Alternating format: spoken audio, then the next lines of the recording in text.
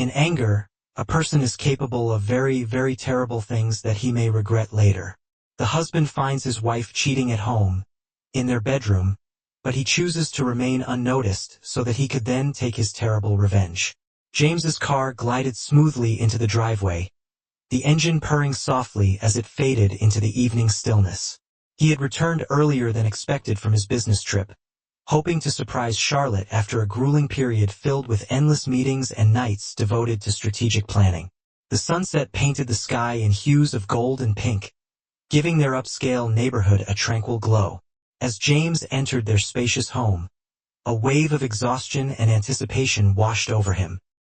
He set his briefcase by the door and sighed with relief, glad to be home earlier than usual. James called out for Charlotte, expecting to hear her usual cheerful response. But the house greeted him with a troubling silence that immediately unsettled him. Climbing the stairs toward their bedroom, he felt a growing sense of unease. Had she gone out? The thought flickered in his mind, but he dismissed it when he heard faint sounds coming from the far end of the hallway. Muffled voices, the rustle of sheets, and restrained, almost playful laughter. A knot of fear tightened in his chest as he approached the bedroom door. His hand trembled as he slowly turned the knob, the door creaking open with a soft groan. What he saw next shattered his world in an instant. On the luxurious bed they had shared for many years, a scene of betrayal unfolded before his eyes. Charlotte, his wife of 20 years, was entwined with another man. Their bodies were positioned in a way that left no room for ambiguity. The man whom James had never seen before awkwardly tried to sit up, his face flushing with embarrassment. In a moment that seemed to stretch into eternity, James stood frozen, his mind struggling to process the painful reality before him. Inside, a storm of emotions raged: shock, disbelief, and heart-wrenching pain. James had always trusted Charlotte, believing in the foundation of their marriage, despite the occasional arguments over finances or lifestyle choices. Finally, he found the strength to speak, though his voice was thick with suppressed emotion. "Charlotte," he rasped, his throat tightening with anguish. His gaze slowly shifted from Charlotte's tear-streaked face to the man beside her, who avoided eye contact like a criminal caught in the act. Charlotte's face twisted with horror and shame as she hastily pulled the sheets around herself. "James, I can explain everything," she stammered, her voice trembling with panic. The man hurriedly gathered his clothes, muttering incoherent apologies under James's icy stare, but his words felt empty and meaningless in the face of what had happened. James said nothing more. His jaw clenched, fighting to keep his emotions from spilling over. Without a second glance at either of them, he turned and walked out of the room. Each step was heavy with the weight of betrayal. The door closed quietly behind him, severing them from the heartbreaking scene, leaving Charlotte alone with the consequences of her actions. In the oppressive silence that followed, Charlotte collapsed onto the bed. Her body shook with uncontrollable sobs. Guilt, regret, and the cold realization of what she had done overwhelmed her. James's silent departure was more damning than any words he could have spoken. The depth of his pain was clear, and the unspoken accusation hung in the air. Time seemed to stand still as Charlotte grappled with the enormity of her betrayal. How had it come to this? Forbidden desire and the craving for new experiences had clouded her judgment, obscuring the inevitable consequence. As the sound of James's footsteps descending the stairs pierced the suffocating quiet, it brought with it the realization that he had left without a word. His departure underscored the magnitude of the destruction she had caused. Tears blurred her vision as the scene replayed over and over in her mind. The weight of regret grew heavier with each passing second. She desperately wished she could turn back time, undo what could no longer be undone. Suddenly, her phone rang, cutting through the spiral of her thoughts like an electric jolt. Her hands trembled as she picked up the phone, her heart pounding in her chest. The number was unfamiliar, and a wave of anxiety washed over her as she answered. Charlotte had no idea that this call would plunge her into a nightmare she couldn't even begin to imagine. Sitting in shock on the edge of the bed, her emotions were in complete turmoil. She had no clue what lay ahead. James's silent exit left her bewildered, and now she had no idea what to expect as the full weight of her actions sank in. Helpless, she watched him leave, feeling the chasm between them grow with each step he took. His expression resembled a calm storm, the kind of pain that cuts deeper than any angry words. When the door quietly clicked shut behind him, Charlotte was left alone, crushed under the weight of her actions. Tears streamed down her face, mingling with the bitter taste of regret on her lips. She had expected James to explode, to hurl accusations, but the silence after his departure was far more unbearable.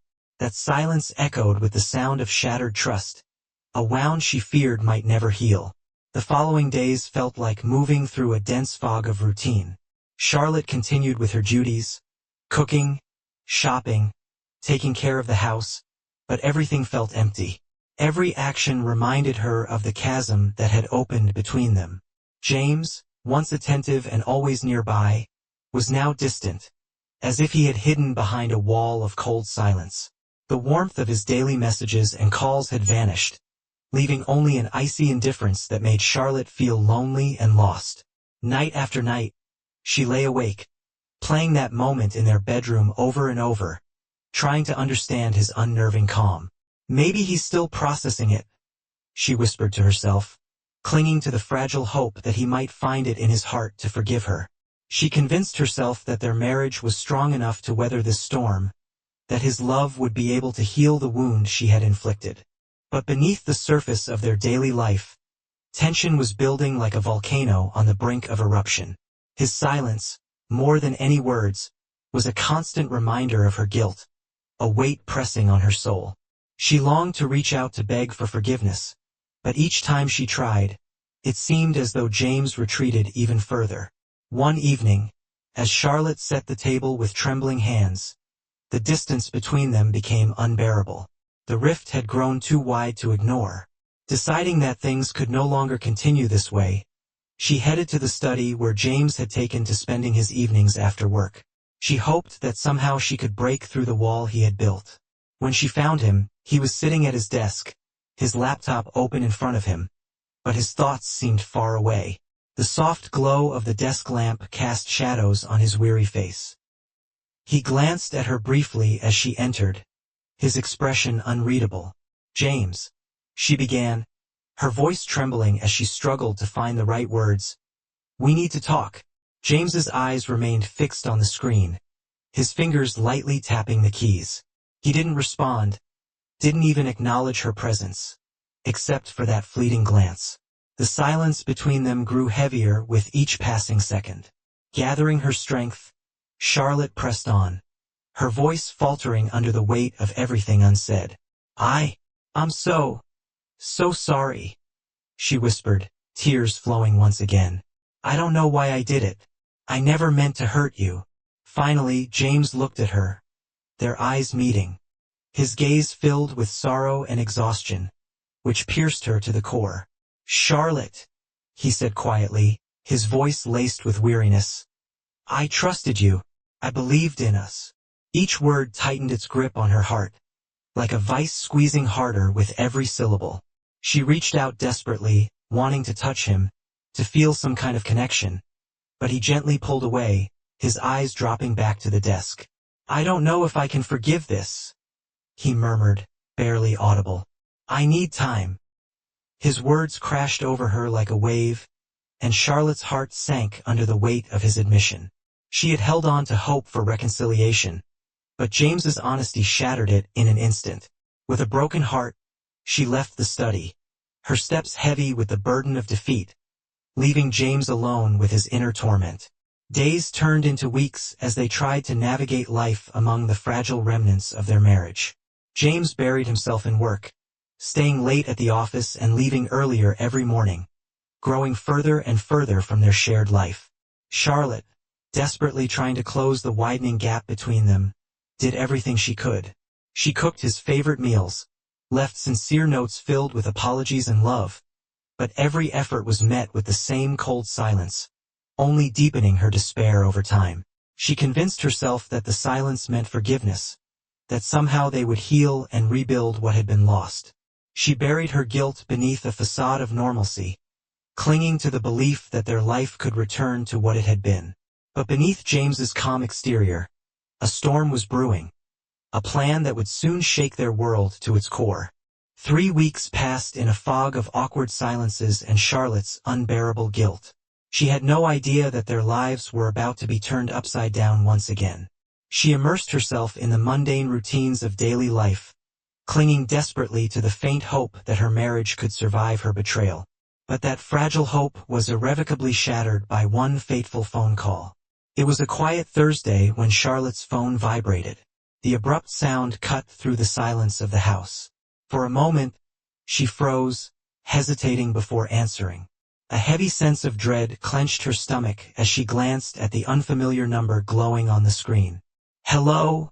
she said, her voice already trembling, as though her instincts knew something was terribly wrong. "Is this Charlotte Smith?" asked a gruff voice on the other end, confirming her identity. "This is Sergeant Miller from the station. I'm afraid I have some bad news." Charlotte's heart pounded. Her breath caught as a wave of terror washed over her. What happened?"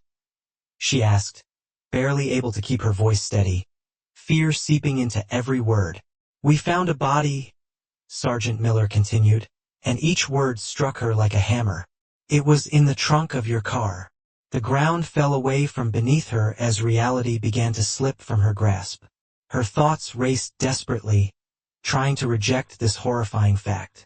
No, that's impossible," she muttered, disbelief and fear filling her voice. "You need to come down to the station, Miss Smith," the sergeant said, his tone calm but laced with suspicion. "We have a few questions to ask you."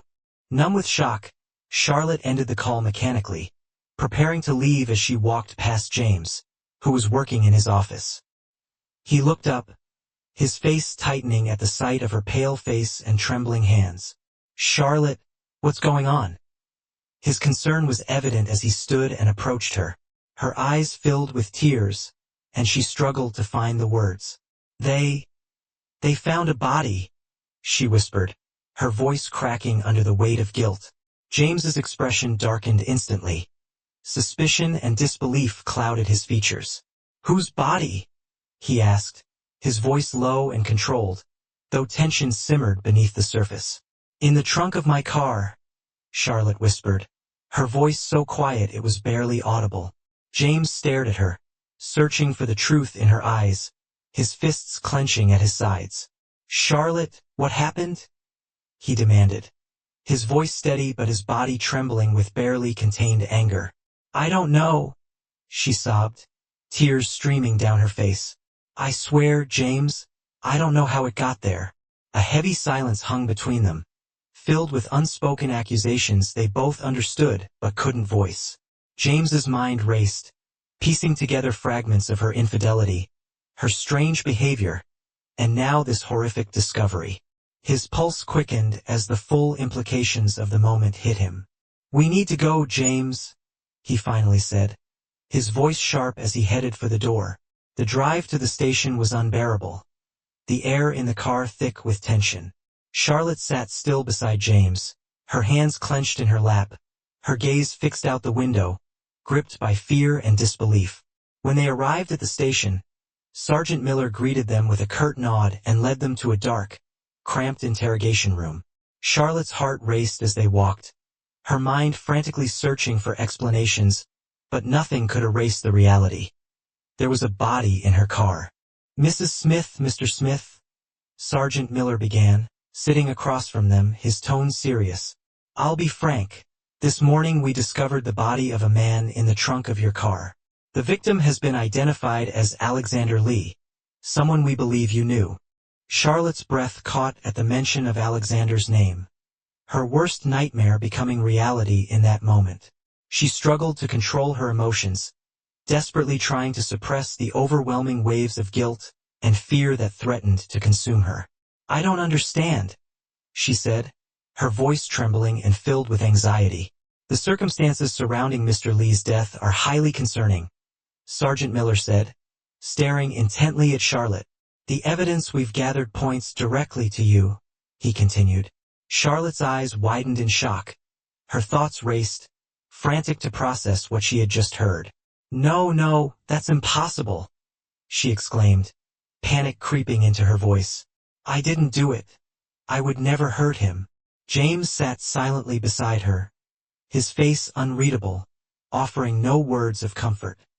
He seemed lost in his own thoughts, silently digesting the accusations leveled against his wife. Inside him, a storm of emotions raged: anger, betrayal, and a growing suspicion that Charlotte's infidelity with Melody had led to something far more sinister. "We found blood in your car, Miss Smith," Sergeant Miller continued, his voice calm but unwavering. "Witnesses also saw you arguing with Mr. Lee shortly before his disappearance." Charlotte's desperate denial seemed to vanish under the weight of the mounting evidence, each word adding to an unbearable burden. She looked at James, hoping to see even a flicker of belief in her innocence, but his eyes remained cold and distant, a reflection of the shattered pieces of their broken marriage. As the interrogation dragged on, Charlotte found it increasingly difficult to speak. Her attempts to defend herself drowned in the torrent of accusations. She felt herself sinking, overwhelmed by the rising tide of suspicion. Hours passed in a blurred sequence with relentless questions bombarding her. Each new accusation chipped away at her sense of reality, leaving her clinging to the fragile remnants of her truth. By the end, she realized one devastating fact. Her life had completely unraveled, and there was no escaping the consequences of her actions. Charlotte sat trembling under the harsh light of the interrogation room. Her hands shook uncontrollably in her lap as Sergeant Miller paced methodically in front of her. His tone was firm but measured. "Miss Smith, multiple witnesses saw you at the location where Mr. Lee disappeared," he said, his voice carrying an undeniable certainty. "How do you explain the blood we found in the trunk of your car?" I don't know," Charlotte mumbled, fear trembling in her voice. "I didn't hurt him, I swear." Sergeant Miller paused, narrowing his eyes as he scrutinized her. "The evidence suggests otherwise," he snapped. "Mr. Lee's body was found in your car. All the clues point to your involvement." Charlotte's mind raced in panic, desperately trying to find some explanation, some truth that could free her from this nightmare. "But I loved him," she said, tears welling in her eyes. "I would never have harmed him." Love can drive people to dangerous actions, especially when trust is broken. Sergeant Miller responded with a hint of skepticism. "I didn't kill him," she screamed, her voice trembling with desperation. "I didn't do it." The question continued, each one cutting deeper into her relationship with Alexander Lee. Each accusation tightened the net around her. Through tears, she spoke of their affair, her words laced with guilt. Yet she swore she had nothing to do with his murder. With each passing hour, Charlotte's hope faded. The mountain of evidence grew, a damning collection of DNA, surveillance footage, and witness testimonies of their arguments, all weaving an inescapable web around her. The room felt smaller, the walls closing in on her as the grim reality became impossible to deny. All the while, she cast pleading looks at James. He remained silent, his expression distant, no longer the supportive partner she once knew. She longed for even a glimmer of his belief in her, but his silence was deafening. His gaze was fixed somewhere far away, as if he had already let her go. "James, please," Charlotte whispered during a brief pause, her voice broken under the weight of emotion. "You have to believe me. I didn't kill him." James looked at her with cold, distant eyes, his face unreadable. The tension in his clenched jaw betrayed the storm of emotions he was holding back. Finally, he broke the silence, his voice steady but heavy. "Charlotte." His name hung in the air, stripped of warmth. The tenderness it once carried was gone. "I don't know what to believe anymore." His words hit her like a crushing blow, shattering the last fragile hope she had been clinging to. She had already destroyed their relationship, their marriage, with her reckless actions, and now she was facing the consequences of a crime she swore she didn't commit. No matter how desperately she denied her guilt, the pain in James's eyes reflected her own. They both found themselves trapped in the same nightmare, a hell that had torn their lives apart. Days and nights blurred together as the investigation dragged on. With each passing moment, the chasm between them grew wider. James buried himself deeper in his work, deliberately avoiding her as if it could shield him from the pain. The man who had once been her rock, her unwavering support, had become a ghost in their home. Fear and despair pressed down on her, but despite everything, she held on to a faint hope that she could prove her innocence. Somehow, she had to clear her name and salvage what remained of their shattered life. But the evidence continued to pile up against her. Every new revelation, test results, witness testimonies, incriminating details, only deepened her despair. The media seized on the case, painting her as a heartless killer, plastering her face on front pages and television screens. Her life was falling apart, crumbling under the weight of public condemnation and the unbearable pressure of the investigation. One evening, as she sat alone in the dimly lit living room, lost in thought, a sudden knock at the door shattered the oppressive silence. Her heart raced as she approached the door, her pulse pounded in her ears. Through the frosted glass, she could barely make out the figures of Sergeant Miller and another officer waiting on the porch. Taking a deep breath, she opened the door. Sergeant Miller's expression was grim. "Miss Smith," he said darkly, "we have a warrant for your arrest." The ground fell out from under her. The horror of the situation crashed down on her with full force. She protested over and over, insisting on her innocence, her voice hoarse from the effort. But now she stood on the brink of a nightmare, with no escape, as the officers cuffed her wrists. Charlotte stole one last glance at James, who stood in the shadows of their home. His face was a blank canvas of anger, pain, and betrayal. Yet there was no forgiveness in his eyes.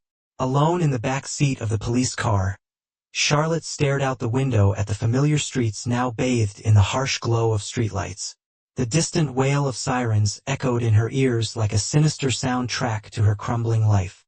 She knew her choices had led her here, and now the consequences were closing in on her from all sides. The ride to the police station became a blur of flashing lights, tense silence, and the relentless ache of uncertainty. She clung to a fragile hope that somehow the truth would come to light, that James would see beyond the accusations and believe in her again. But as they fingerprinted her and locked her in a cold, sterile cell, she realized that the road ahead would be full of doubt and regret, and her future was hanging by a thread. In the days following her arrest, Charlotte's life became a fog of legal battles, unrelenting media scrutiny, and the suffocating weight of public opinion. The comfort and stability she once knew had vanished, replaced by the harsh reality of being charged with murder. When the day of her indictment finally arrived, the sky overhead was dull and mercilessly gray, a fitting backdrop for the grim atmosphere in the courtroom. James sat in the gallery, his gaze fixed on her as she was led into the courtroom under guard. Shackled and pale, her face showed a mix of determination and fear. The trial had become a media circus, with newspaper headlines filled with speculation about her involvement in Alexander Lee's death. Charlotte's name had become synonymous with scandal, and every move she made was scrutinized by the world. As she took her seat beside her attorney, Elizabeth Brown, a young but fiercely determined lawyer, the cameras clicked frantically, capturing her every gesture. "Charlotte Smith, you are charged with the murder of Alexander Lee." The judge's voice echoed through the courtroom, delivering the crushing weight of the accusation. Those words reverberated in Charlotte's mind, each beat striking like a hammer blow. The charges felt unbearable, almost suffocating, and she could barely comprehend the nightmare that had unfolded around her. Elizabeth Brown stood with unwavering confidence, her voice firm amidst the tense atmosphere of the courtroom. "Your Honor, my client pleads not guilty to all charges," she declared, locking eyes with the judge. On the opposite side, Prosecutor Daniel Morton wasted no time, immediately delving into the prosecution case. Witness after witness took the stand, painting a troubling picture of the tumultuous relationship between Charlotte and Alexander Lee. Their testimonies described fierce arguments and suspicious behavior in the weeks leading up to Alexander's sudden disappearance. Forensic experts carefully presented evidence, each piece further entangling Charlotte in the web of crime. Traces found at the crime scene, along with incriminating items in her car, painted a grim picture of her involvement. Sitting in the audience, James watched the trial unfold, his face remaining expressionless as he listened to the accumulating evidence against his wife. Journalists closely monitored him, hoping to catch even the slightest hint of his reaction, but he remained detached. His silence left everyone wondering whether he still supported Charlotte or had already condemned her. As the trial progressed, Charlotte struggled to maintain her composure, though the image of a cold-blooded killer crafted by the prosecution weighed heavily on her. She listened in horror as witness after witness recounted the violent arguments between her and Alexander. The tension in the room escalated when it was revealed that Alexander's body had been found in her car, and DNA tests linked her to the crime scene. The severity of the charges hit Charlotte like a final blow. "Miss Smith," Prosecutor Morton's voice cut through the tent during cross-examination. "Can you explain why your DNA was found on the murder weapon?" Charlotte's heart raced. Panic gripped her as she struggled to find the words. I don't know," she stammered, her voice trembling. Her hands shook under the pressure, her mind desperately searching for an explanation. Days turned into weeks, and the trial seemed never-ending. More witnesses emerged, more damning evidence surfaced, increasing the pressure. Charlotte clung desperately to the faintest hope, praying that the truth would come to light and set her free. But the prosecution's case grew stronger, casting a suffocating shadow over her dwindling optimism. Each night, she returned to her cell, the grim reality sinking deeper into her soul. Elizabeth Brown, tireless in her efforts, frequently visited Charlotte, working relentlessly to build a defense capable of withstanding the overwhelming evidence. She searched for any detail that might prove Charlotte's innocence. But as the trial dragged on, the constant legal battles and harsh public opinions slowly wore Charlotte down. She was exhausted, both physically and emotionally, clinging to the thinnest thread of hope that a missing piece of evidence might save her. What hurt her most was James's absence throughout the trial. She longed for his presence, for a sign that he still believed in her. But his silence created a chasm between them, and Charlotte couldn't shake the thought that he had already made up his mind about her guilt or innocence. One afternoon, during a short recess, Charlotte found herself alone with Elizabeth in a quiet corner of the courthouse. The air was heavy with the tension of the ongoing trial, but Elizabeth's unwavering determination gave Charlotte a glimmer of hope. "We need to challenge the evidence, Charlotte," Elizabeth said gently but firmly, her gaze fixed on her client. "The prosecution's case is strong, but we still have options." Charlotte sat silently, her eyes fixed on her clenched hands. "Do you think I still have a chance?" she asked quietly, her voice barely audible, thick with fear. Elizabeth paused for a moment, choosing her words carefully. "It won't be easy," she admitted, her tone serious but full of compassion. "But we're going to fight with everything we have. I believe in your innocence." Tears welled up in Charlotte's eyes as she met Elizabeth's determined gaze. A mix of gratitude and fear surged within her. "Thank you," she whispered, her voice trembling with emotion. As the trial continued, Charlotte braced herself for the difficult days ahead. The prosecution showed no sign of letting up. Each new witness and each piece of evidence drove her closer to despair. But despite it all, she held on to Elizabeth's faith in her innocence, clinging to the hope that the truth would finally emerge, that justice would prevail, and that somehow she would piece together the fragments of her shattered life. The courtroom had become a battleground where truth and lies clashed in a spectacle that captivated the public's attention. Charlotte's future hung by a thread, her hope balanced on a fragile strand of redemption, even as the overwhelming weight of the evidence threatened to bury her beneath its shadow. The trial dragged on, and each moment felt like an endless, torturous ordeal. Every day brought new damning revelations, accompanied by fierce debates in which Charlotte was portrayed as a calculating murderer. As the prosecution neared its climax, Elizabeth Brown fought tirelessly to dismantle this image. However, the weight of the evidence against Charlotte seemed insurmountable. In the courtroom, Charlotte sat in silence, crushed by the enormity of what was happening. Her hands trembled as she listened to the closing arguments. District Attorney Morton vividly described her betrayal, an affair with Alexander Lee, and the cold, methodical steps she allegedly took to cover up his murder. The jurors' eyes were fixed on Morton as he neatly pieced together the final fragments of the case, which would determine Charlotte's fate. When Elizabeth stood for her closing argument, her voice was steady despite the pressure weighing on her. She urged the jury to consider the possibility of reasonable doubt, to challenge the prosecution's narrative, and to recognize the gaps in their circumstantial evidence. But outside the courtroom, public opinion raged, fueled by sensational media reports that threatened to destroy any hope of Charlotte's acquittal.